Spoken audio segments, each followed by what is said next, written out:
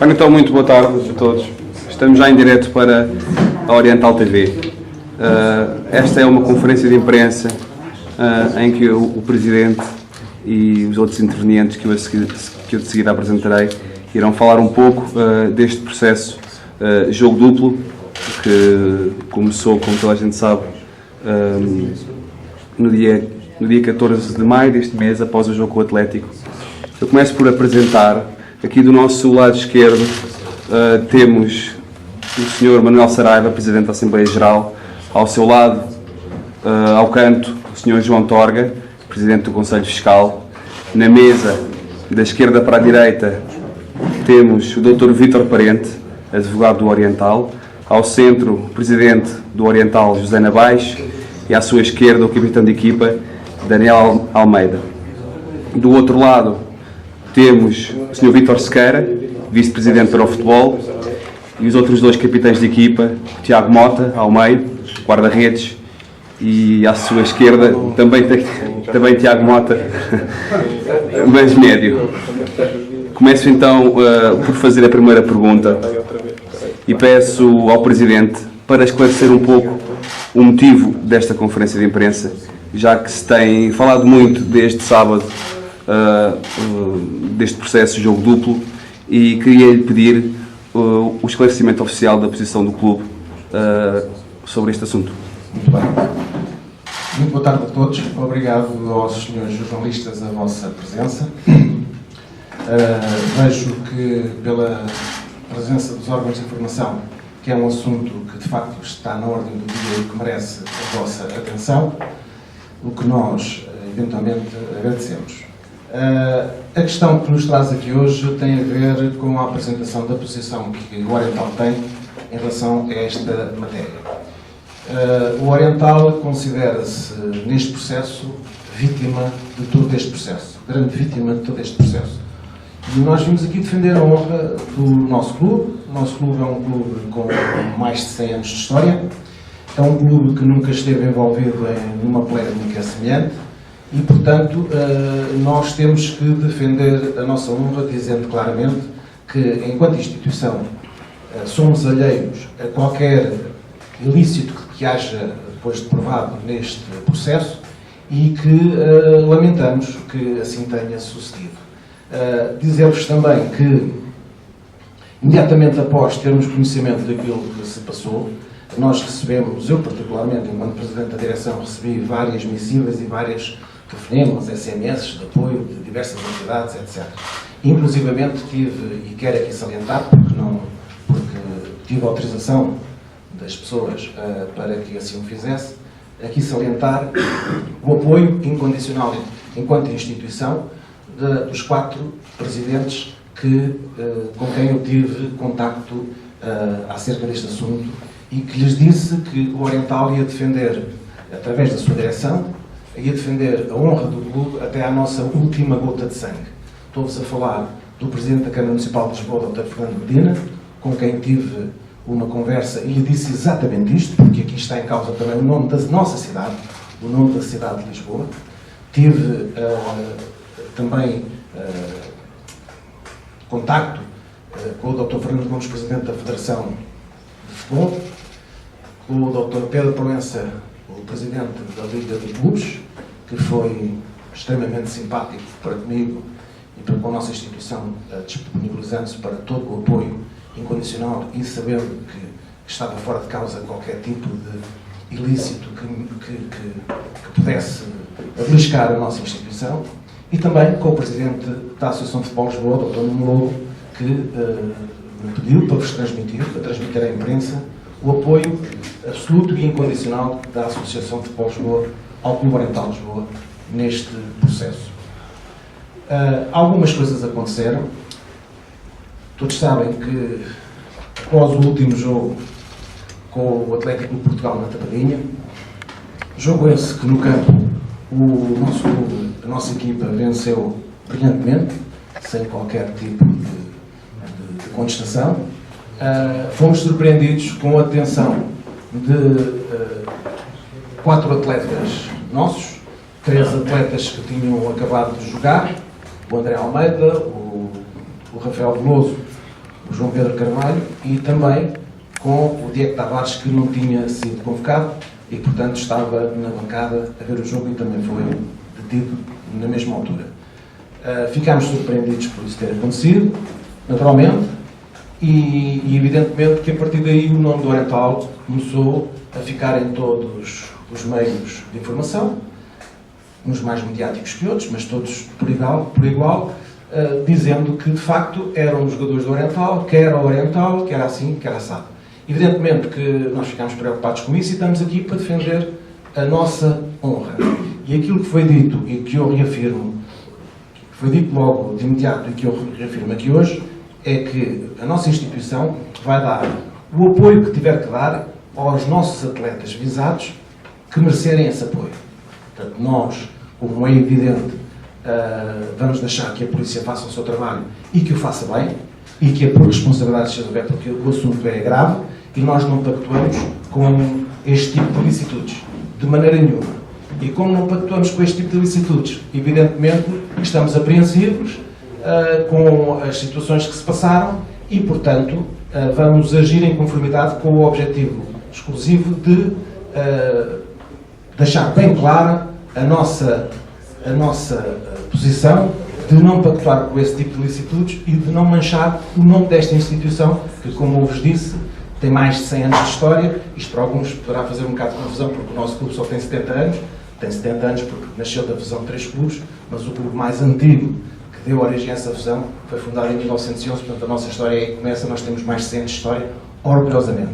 Somos um clube de gente séria, um clube que é sitiado num bairro que era, na altura, eminentemente operário, um grande bairro operário da cidade de Lisboa, de gente eventualmente humilde, com certeza, mas séria, trabalhadora. Portanto, pessoas que fizeram do seu trabalho o seu modo de vida. E de modo nenhum, em função disso, nós podemos deixar que, de uma forma leviana, se manche o nome desta grande instituição que é o Clube Oriental de Lisboa.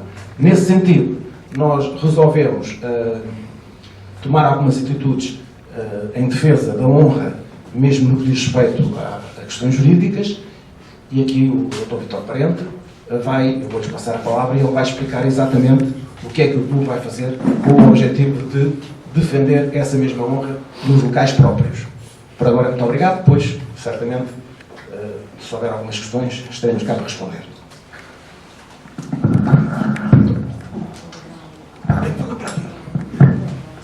Antes de mais, muito boa tarde a todos. De facto, fui contactado pela direção do Oriental e pelo seu presidente, o Sr. José Navais, para dar um apoio jurídico neste processo.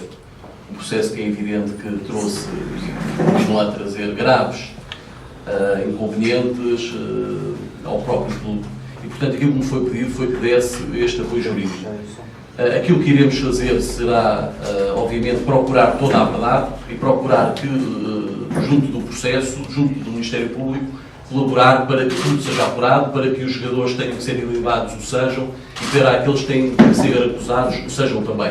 E nessa medida, o Clube Oriental de Lisboa vai, no dia de amanhã, constituir-se assistente no processo de crime que estará a decorrer e esperará serenamente que seja proferida a acusação ou o arquivamento que tiver que ser.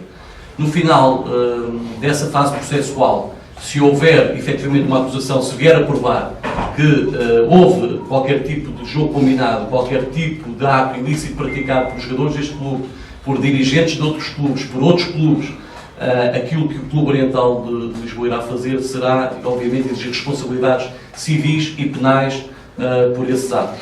É essa a minha função neste caso, neste processo, é com isso que irei trabalhar e, obviamente, sempre na defesa dos interesses do Clube Oriental de Lisboa, da sua direção.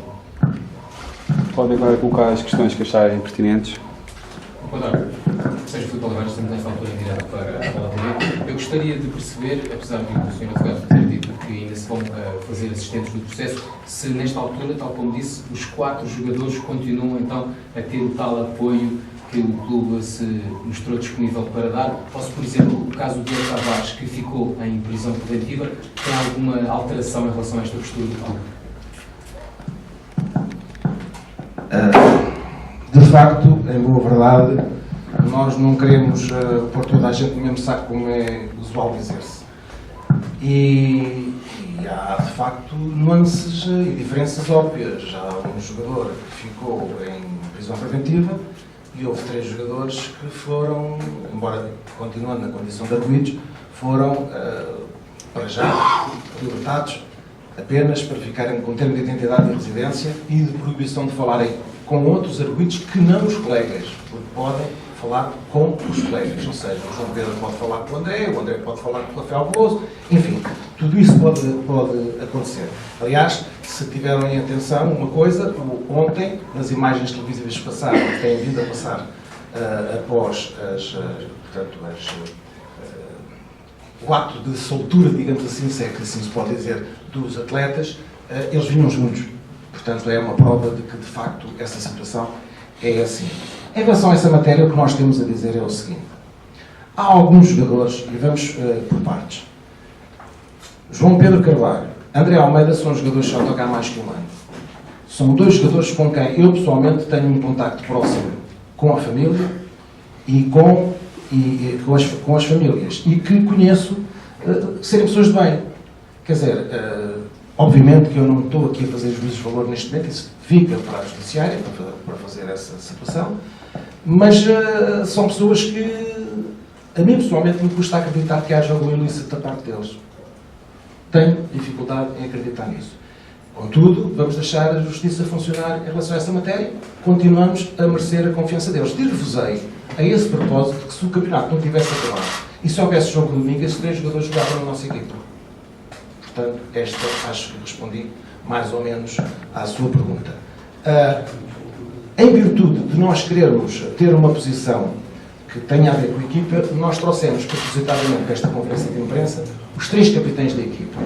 Porque nós continuamos a confiar nas pessoas até que haja, de facto, uma prova absolutamente concreta de que essa confiança não é merecida. Mas não podemos estigmatizar agora as pessoas só porque existe algo que é muito nebuloso ainda nesta matéria. No que diz respeito ao Diego Tavares, é assim, obviamente que provavelmente haverá indícios mais fortes, é o lógico, é o normal, e nós estamos na expectativa. Posso-vos dizer que ainda hoje, não há muito tempo, há poucas horas, recebi uma mensagem da mulher do Diego Tavares, que está no Brasil.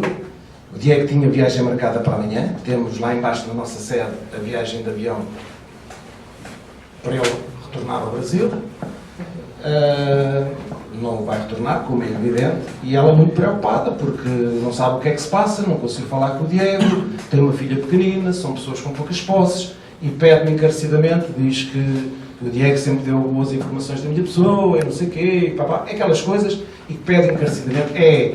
É uma mensagem de fazer chorar o menos sensível. Porque há um lado humano em toda a gente, em tudo isto. E naturalmente que nós estamos um bocadinho apreensivos com isso.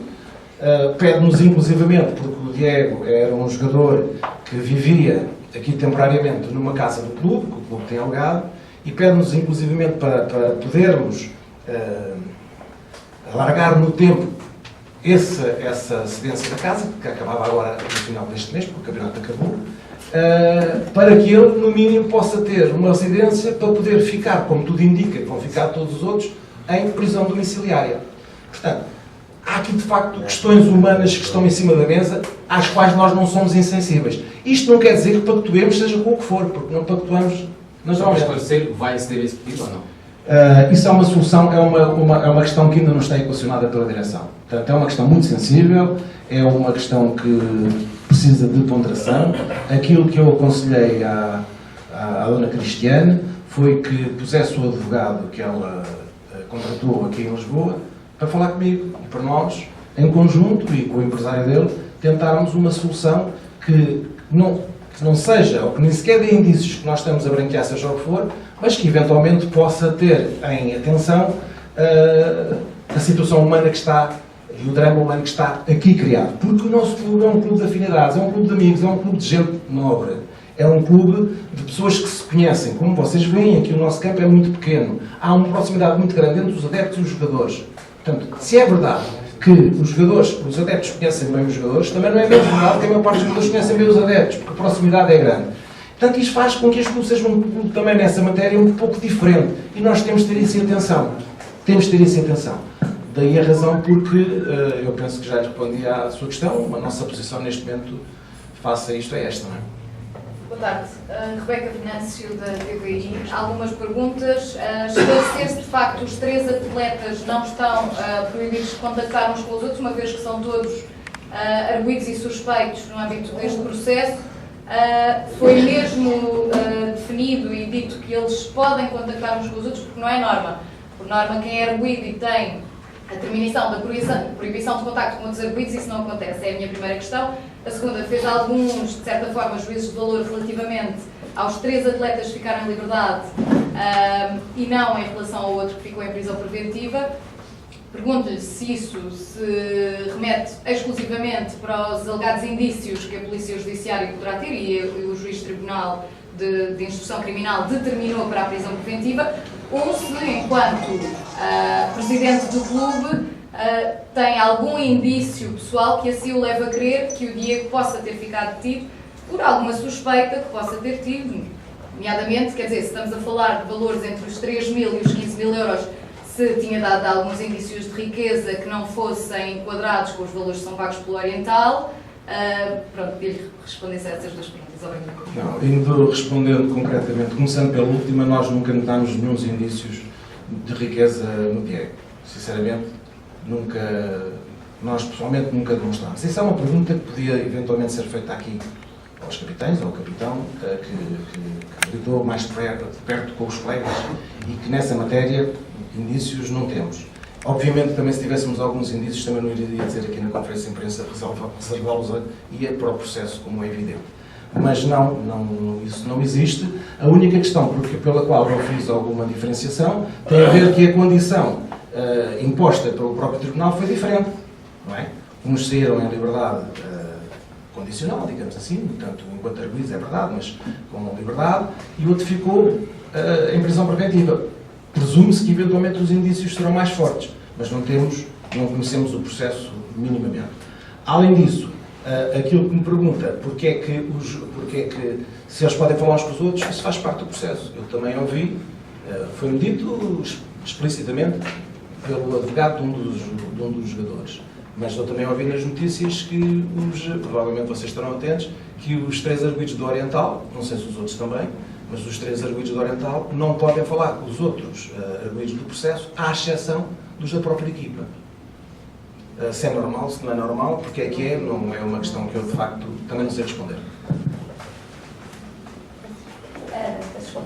Marta Gril, da Sport TV.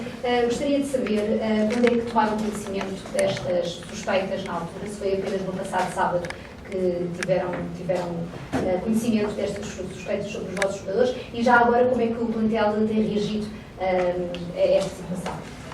Sim, foi no sábado. Foi no sábado que tivemos, foi surpresa, claro, foi surpresa o que aconteceu. Ficámos surpreendidos na altura com essa situação. Em relação àquilo que o plantel, à forma como o plantel tem reagido, isto é tão anormal, aconteceu de uma forma tão fora do comum, que o plantel, aquele era o último jogo do campeonato.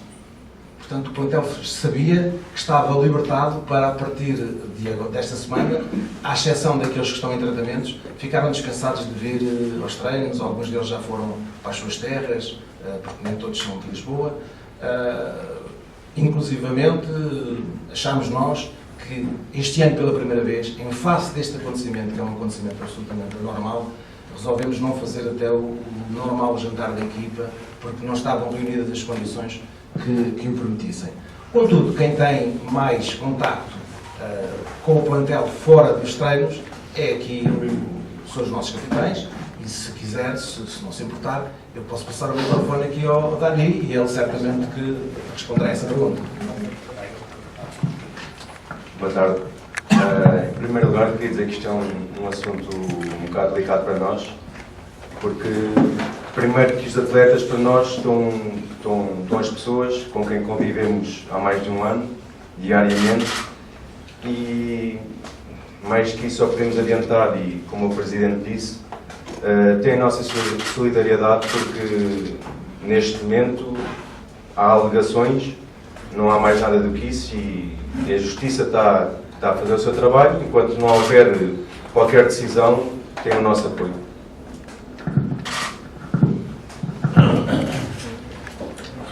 Há uma questão? Agora quero perguntar. Vocês não desconfiaram de nada, inclusivamente aquele jogo que agora está a tornar-se célebre, um resumo aqui entre o Oriental e o Oliveirense. Há ali alguns golos que deixam algumas suspeitas. Vocês, na altura do campo, não em relação ao Oriental, mas em relação ao Oliveirense, não desconfiaram de nada? Ouça, isto é o erro humano no nosso trabalho, está sempre sujeito a que se criem suspeitas. E isso não é só nos jogos de segunda liga, é nos jogos de primeira liga, do campeonato do mundo. Óbvio que não houve nenhum indício que nos fizesse suspeitar, até porque se esse fosse o caso, nós também seríamos lesados e nós próprios faríamos qualquer coisa. Agora surgiu este caso e temos de aguardar para saber o que é que se vai passar. Já agora queria só dizer mais um pequeno pormenor que tem a ver com o seguinte. Por causa das suspeitas, há aqui uma situação que eu quero chamar um bocadinho a conversa, chamemos assim, e que tem a ver com essas suspeitas, tem a ver com o seguinte. Como sabem, dois dos jogadores que são dos três, tanto do Rafael Veloso, do André e do João, tanto o André como o Rafael Veloso são jogadores do Belenenses. São jogadores emprestados pelo Belenenses. Portanto, o Belenenses cedeu-nos esses jogadores no início da época e, portanto, eles são jogadores do Belenenses. Eu tenho mantido em contacto com o Rui Pedro Soares. Muito proximamente temos falado muito acerca das situações. Eu sei que chegaram, inclusivamente, veja-se a situação. Suspeitas no jogo aqui com o Leixões. Suspeitas no jogo com o Leixões. O nosso jogo com o Leixões, em que o Leixões ganhou claramente, deve ter feito mais golos, enfim. Suspeitas com o Rafael Veloso. Foi considerado pela imprensa o melhor jogador em campo. Foi considerado o melhor jogador jovem da segunda liga no mês de abril. Quer dizer, é tudo tão estranho. Alguém mandou um vídeo para o presidente do Belenenses dizendo o seguinte: vê lá este golo com o Famalicão. No jogo com o Famalicão, o segundo golo, o Rafael defendeu, a bola vai ao chão, bate nele e entra. Mais ou menos assim, não é? Mais ou menos assim. Suspeita. Fez um jogo excepcional, defendeu 2 penaltis. Quer dizer, as pessoas têm que ter um bocadinho a noção do ridículo daquilo que estão a dizer. Eu não estou aqui a defender nem a branquear coisa nenhuma, mas agora, em relação aos indícios, por amor de Deus, eles não existem de uma forma declarada.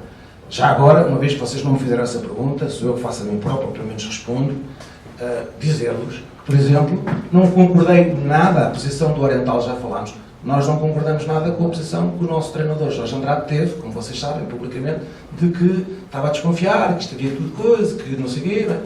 É a posição dele, tudo bem, que eu respeito, mas não é nossa e nós não concordamos.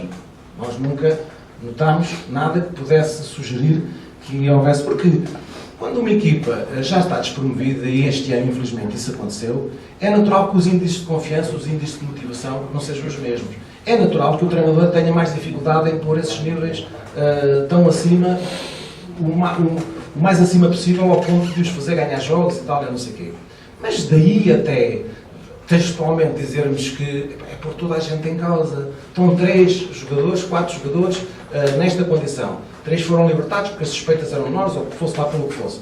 Então e os outros 25 ou 24, são 26, os outros 22. Quer dizer, não podemos pôr isso em causa, isto é um grupo. Quando perdemos, perdemos todos, quando ganhamos, ganhamos todos. Aqui não há heróis. Portanto, estas coisas do futebol, penso eu ando cá já há muitos anos, e sei que estas coisas são assim. Ninguém ganha sozinho, nem ninguém perde sozinho. Quando um guarda-redes dá ao frango, a obrigação do colega é dar-lhe uma palmada, levanta-te, vamos embora, que o jogo se continua. E quando o avançado falha um penalti é a mesma coisa, estas coisas são assim. Portanto, agora, se há outras questões por fora, essas nós não dominamos, deixemos que a justiça apure. Já agora, já falou em Jorge Andrade, queria perguntar se essa posição de Jorge Andrade coloca em causa o futuro de Jorge Andrade no clube e também comentar as declarações de Vítor Oliveira, que disse que isto poderia ter a ver com alegados salários em atraso. Sim, não, em relação à questão de Jorge Andrade, não tem nada a ver com o futuro do Jorge Andrade no Oriental, tem mais a ver com o processo eleitoral que se vai seguir no próximo mês. Portanto, nós estamos em final de mandato, vai haver um processo eleitoral normal e, portanto, nós vamos deixar naturalmente que, após essas eleições, Quem continuar à frente dos destinos do clube, quem estiver à frente dos destinos do clube, toma a posição que tiver que tomar em relação à equipa técnica e não só. Portanto, nada se põe em causa. Aquilo que eu digo e o que disse e reafirmo, Jorge Andrade, como outros, foi vítima de todo este processo, no que diz respeito aos resultados menos conseguidos. Pronto. Mas é um treinador jovem e nós a última coisa que queremos é que a passagem pela Oriental o prejudique no futuro da sua carreira. Não vai prejudicar, entendemos nós, porque considero que o Jorge Andrade é um treinador que está a dar os primeiros passos, obviamente, não sabe tudo, o Mourinho não sabe tudo ainda, ninguém sabe tudo, não é? Portanto, ele não sabe tudo naturalmente, mas está a incluir na sua carreira, e o que nós pretendemos é que isto não manche a sua carreira no início da mesma. É isso. Em relação, falou-me à questão do Vítor Oliveira. A questão do Vítor Oliveira tem a ver com o seguinte, o Mr. Vítor Oliveira é uma pessoa muito conceituada no mundo do futebol, ninguém põe em causa, respeitinho, muito respeito pelo Mr. Vítor Oliveira. Penso até que aquilo que o Mr. Vítor Oliveira disse, provavelmente não quereria dizer, particularizando a situação do Oriental, que é aquela que nos interessa. Penso eu. Mas a questão é que o Mr. Vítor Oliveira disse que o problema destes clubes é que têm, muitas vezes, ordenados, 2 e 3 ordenados em atraso, e isso também é uma forma de os jogadores poderem ganhar mais alguma coisa, alguém que os alicie e tal, não sei o que, não sei o que mais. Pois é preciso, ok, tudo bem. Se falasse de uma forma genérica, que há vezes alguns clubes, não estes, não particularmente este, tinha que dizer, não particularmente este, às vezes, isto pode ser uma consequência de que eles ganham pouco, de que não recebem tempo e horas, etc. Ok, mas tinha que dizer assim, não disse, como quem não se sente não é filho de boa gente, nós não gostamos de ouvir, porque o Oriental, estou cá há 14 anos enquanto presidente do Oriental, e nestes 14 anos, e até antes de mim, o Oriental nunca teve ordenados em atraso com os seus atletas, e neste momento também não tem. Portanto, ok, aceito que eventualmente hajam muitas causas e que essa possa ser uma, mas não serve na nossa carapuça, como se costuma dizer, e portanto nós, como disse ainda há pouco, quem não se sente na filha de boa gente, não gostamos de ouvir. E até gostaríamos muito de ouvir que o Sr. Vítor Oliveira agora dissesse, ok, os indivíduos do Oriental ficaram um bocadinho magoados com o assunto, mas pá, malta do Oriental, não é nada convosco, é genérico, às vezes pode acontecer. Fica a ver bem, digo eu.